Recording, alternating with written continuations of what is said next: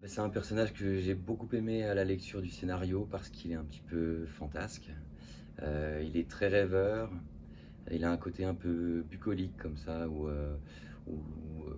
j'ai l'impression qu'il se dit qu'il y a toujours des solutions, et puis qu'on peut toujours trouver une manière de trouver sa place dans ce monde. À mon avis, il a dû avoir du mal au début dans sa vie et il s'est fait sa petite place comme ça, en rêveur et en s'adressant aux gens comme s'il était un peu dans un rêve parfois.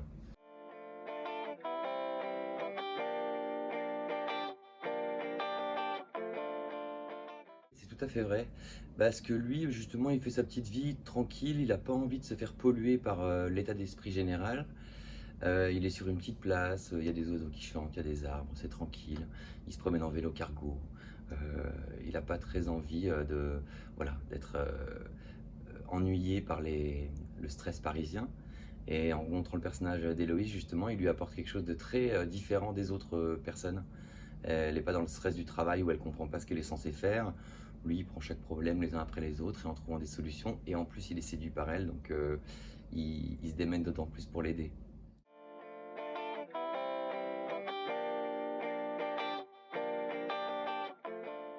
Ouais, ouais, c'est vrai que ça peut faire penser à un personnage qui serait dans un Genet. C'est tout à fait vrai.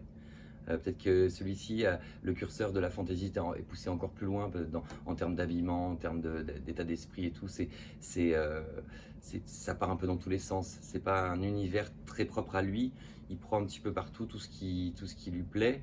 Des vieilles choses de ses parents ou grands-parents, des amis à qui enfin, il a tenu, des choses qu'il voit, la récup. Enfin, j'ai vraiment l'impression que c'est un ferrailleur qui se promène un peu dans la vie comme ça.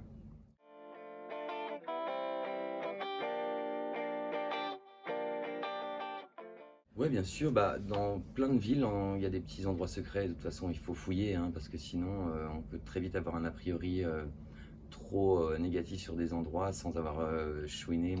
À Nancy, par exemple, la rue des Petites Écuries qui est le long de la place de la Carrière, très peu de gens la connaissent. Mais moi, j'adore m'y promener en journée, notamment avec des passerelles au-dessus. C'est très romantique et bucolique aussi. Et c'est vrai que cette petite place, elle est un petit peu dans Paris, mais en dehors, elle est dans Montmartre en fait. Donc, ce qui est déjà à Paris un quartier un peu à part, dès qu'on sort des rues très commerçantes, Montmartre, c'est quand même sublime.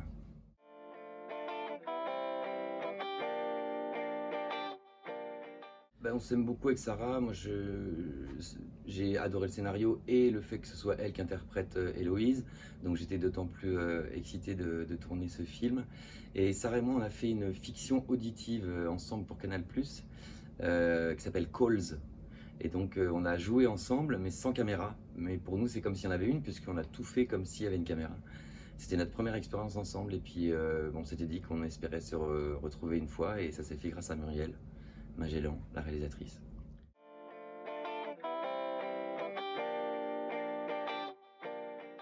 Ah oui, clairement.